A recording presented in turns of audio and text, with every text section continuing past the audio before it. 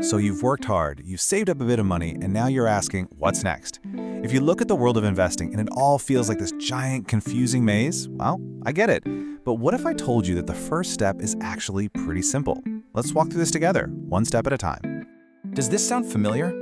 Trust me, you are not alone in feeling this way. That sense of being stuck, kind of frozen by the fear of making a mistake, it's a real thing. But just letting that money sit in the bank, where inflation nibbles away at its value every single day, that's not really helping you get where you want to go. The good news is, we're going to change that right now. Okay, so where do we begin? Look, instead of trying to become a stock market guru overnight, which, let's be honest, is just a recipe for a whole lot of stress, there's a much simpler starting point for beginners, and that is mutual funds. Now don't let that term scare you off if it sounds a little formal. We're about to break it all down. I want you to picture a big neighborhood potluck dinner, right? Instead of one person trying to cook this massive, complicated feast all by themselves, everybody brings one dish to share. Well, a mutual fund is a lot like that, but with money.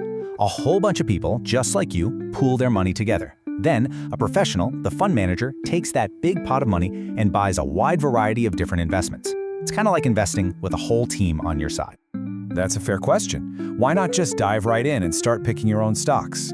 Well, for someone just starting out, trying to pick individual stocks can be like trying to build a house without any blueprints. I mean, you might get lucky, but it's a huge risk. Mutual funds give you a much safer, more structured way to get your feet wet. And here's where the real magic is for a beginner. Right off the bat, you get something called diversification, which is just a fancy way of saying you're not putting all of your eggs in one basket. Your money is spread out across lots of different things. And maybe the best part, you have a team of pros doing all the hard work for you, all the research, the number crunching. You don't have to fight this battle alone. You're basically hiring an expert to help you out. And to show you what I mean by clear rules, let's take a quick example. A fund might have a very specific goal. Say its mission is to only invest in the 50 biggest companies in Thailand. That's it. That's the rule. So you know exactly what that fund is doing with your money. There are no weird surprises, and that's exactly what you want when you're just getting started and building your confidence.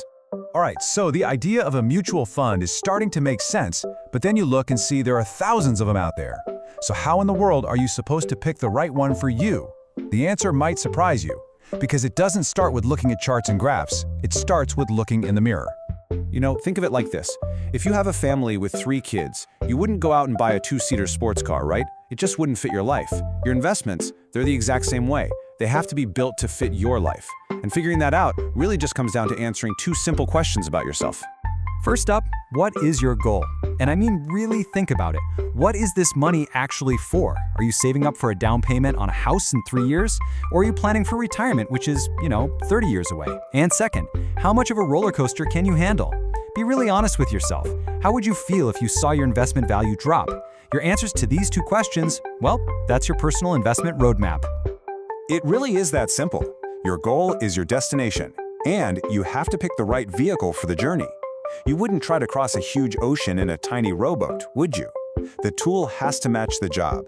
So what's the right vehicle for your financial journey? Let's take a look at how this works in practice. So let's make this real. Let's say you are saving for that house down payment. You're going to need that money in, maybe 3 to 5 years? That means you need it to be safe. You can't afford a big risk. So you'd look at things like money market or bond funds. They're designed to be more stable. But if you're saving for retirement way down the road, well, now you've got time on your side.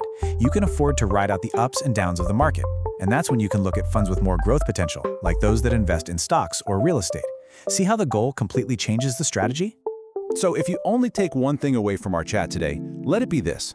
Don't get all caught up in the what to invest in before you really truly understand your why. Your personal goals, they're your compass. Once you know where you're headed, I promise you, finding the right path to get there becomes so much easier.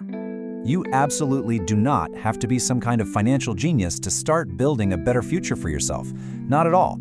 All it really takes is a clear destination and the courage to take that very first step. You've already done part of the work just by listening to this. Now it's just about putting your money to work for you. And look, I know this is just the beginning of your journey. You're probably going to have more questions, and that is perfectly okay. In fact, it's a good thing. I'm here to help. If something pops into your head, just send me an email. Let's keep this conversation going. Thanks so much for your time.